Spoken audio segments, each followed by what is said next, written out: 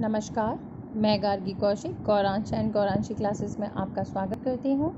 कल हमने जाना था कि भारतीय समाज क्या है और वो कैसे बनता है। आज हम जानेंगे भारतीय समाज का बालक पर प्रभाव क्या पड़ता है।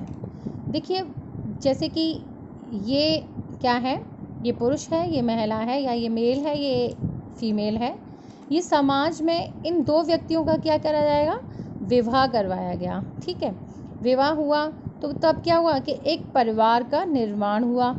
परिवार का निर्माण हुआ तो ये संतान का क्या होगा, जन्म होगा।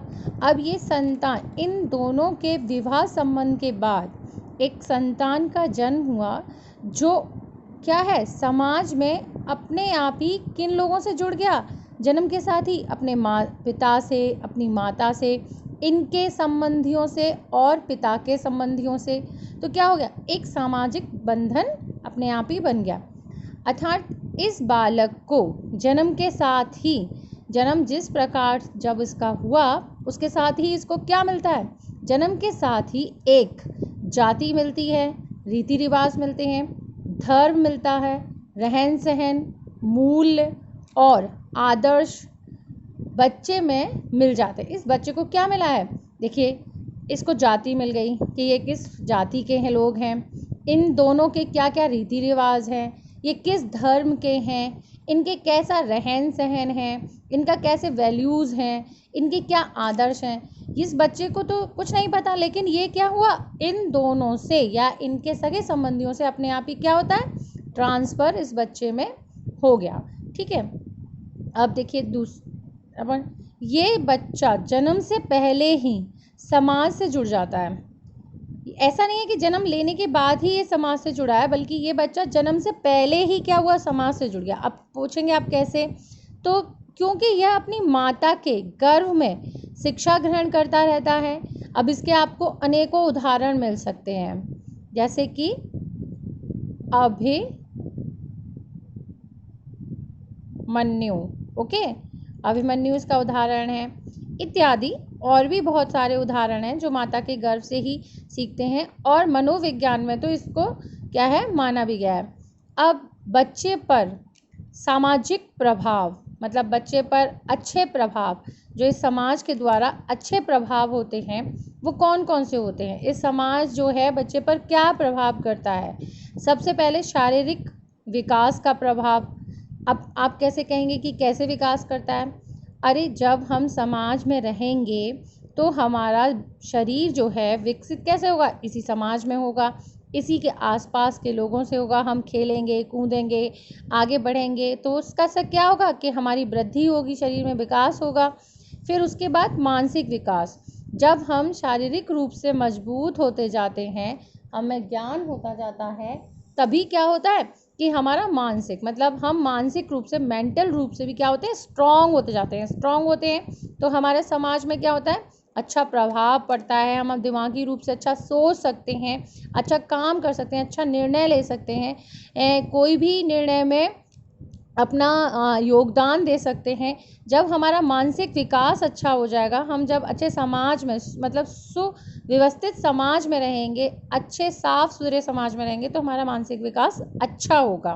वैसे ही अब जब मानसिक विकास अच्छा हो जाएगा तो वो एक व्यक्ति क्या होगा, आध्यात्मिक विकास होगा। आध्यात्मिक मतलब स्पिरिचुअल, वो धार्मिक बातें भी कर सकता है, वो किसी पर अपना निर्णय दे सकता है। साथ ही साथ वो क्या करेगा, अध्यात्म, आत्मा से निकली हुई कोई भी आवाज़ जो धर्म को या फिर धर्म निरपेक्षवाद को एक तरीके से कहे और सभी को प्रभावित करे, भगवान की, आत्मा की, परमात्मा की, इस तरीके की।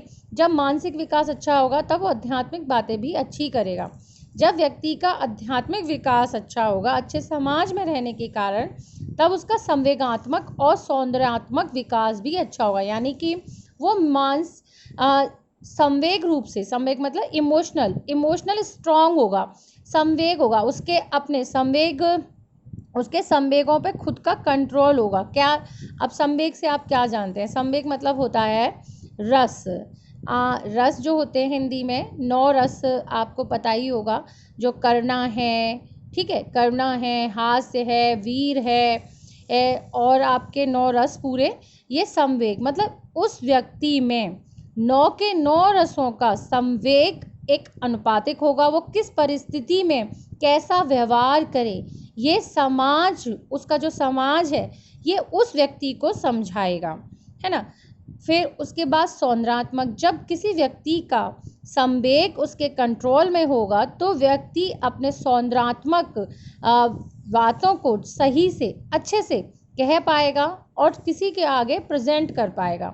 जब उसका विकास संज्ञानात्मक हो जाएगा उसके बाद वो सामाजिक रूप से क्या होगा, एक अच्छा नागरिक बन जाएगा, सामाजिक रूप से काम करने लगेगा और समाज में उसकी एक अपनी प्रतिष्ठा होगी, जिसके कारण समाज उसको क्या करेगा, स्थान देगा, समाज उसको मान्यता देगा, उसके निर्णयों को मान्यता देगा और साथ ही साथ उसका विकास भी उचित रूप से एक अच्छी प्रक्रिया में चलता रहेगा। अब ये तो हमने जाने समाज के अच्छे प्रभाव बालक पर। अब हम जानते हैं कि समाज के बुरे प्रभाव क्या हैं। बुरे भी प्रभाव होंगे। जब हमारे पास किसी भी चीज़ के अच्छे प्रभाव होते हैं तो हमारे कुछ उसके बुरे प्रभाव भी होते हैं। सबसे पहले अपराध का प्रभाव, यानी कि जो हमारे आसपास घटनाएं होती हैं या गुनाह होते हैं या कोई अपराध होता है, क्राइम वगैरह कुछ होता है, तो उसका बालक पे बड़ा क्या होता है, प्रभाव पड़ता है। वो बच्चे को बड़ा क्या करता है, असर देता है। कोई भी अच्छी आदत बनने में बड़ा टाइम लेती है, लेकिन कोई भी बुरी आदत जल्दी से बच्चे में लग जाती है। सामाजिक बुराइयों का प्रभाव, जैसे कि आजकल बहुत सारा टीवी पे, सोशल मीडिया पर कोई भी प्रोग्राम्स दिखाए जाते हैं अच्छे बुरे, तो बच्चा उनको क्या करता है, बहुत जल्दी क्या कर लेता है, ग्रहण कर लेता है और बहुत अच्छे से उनको क्या करता है, इम्पैक्ट करता है, उन पर ध्यान देता है। ठीक है।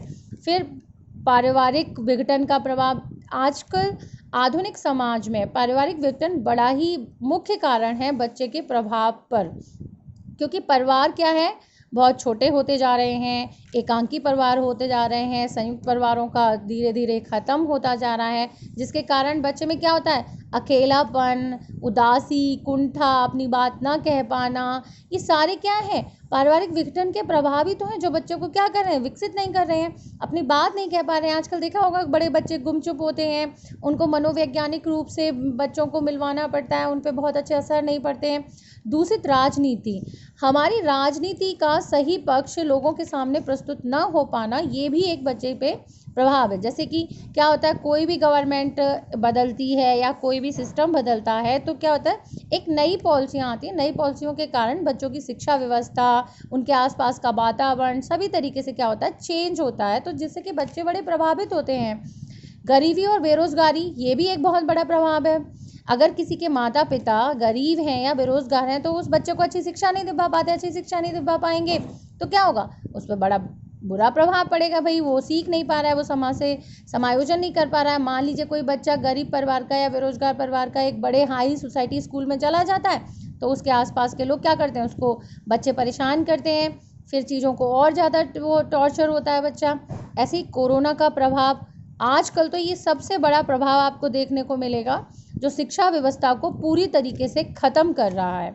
कोरोना, ऑनलाइन ऑफलाइन सभी क्लासेस हो रही हैं, लेकिन बच्चे इस पर ध्यान नहीं दे रहे हैं, बच्चे बाहर विकास नहीं हो पा रहा है, बच्चे खेल नहीं पा रहे, दूसरे बच्चों से मिल नहीं पा रहे, तो सामाजिक संबंध पर क्या हो रहा है, एक बुरा प्रभाव पड़ रहा है, क्योंकि ना किसी की हमें रहन सहन पता चल रहा है, ना हमें किसी का रहन सहन, खान पान, है ना, खान पान और उसका कल्चर, उसकी संस्कृति, और ये सारी चीज़ें आपको कहाँ से मिलती हैं, बच्चे को विद्यालय से मिलती हैं। अब विद्यालय तो बंद है, तो इसीलिए ऑनलाइन क्लासेस का जो क्या है क्रेज़ हुआ है और ऑनलाइन क्लासेस ज़्यादा चल रही हैं। इसी की वजह से बच्चों को क्या है, ऑनलाइन क्लासेस देखनी पड़ी। इसका भी एक प्रभाव है ऑनलाइन क्लासेस का भी, लेकिन फिर भी ऑफलाइन क्लासेस बच्चों को बहुत सारी चीज़ें देखने को, समझने को, अनुभव करने को देती हैं। और ऑनलाइन क्लासेस का भी एक अपना महत्व है, इससे हमें टेक्नोलॉजी, सारी चीज़ों को जानने का, समझने का अधिकार मिलता है। इसलिए सभी चीज़ों के क्या है, गुण भी हैं और अवगुण भी हैं, ठीक है ना, दोनों चीज़ें हैं। और इसी समाज हम यहाँ समाप्त करते हैं। अब समाज की आपको समझ में आ गया होगा कि समाज का बच्चे पर क्या प्रभाव पड़ता है, बच्चा किस तरीके समाज में अपने आप विकास करता है। Thank you so much.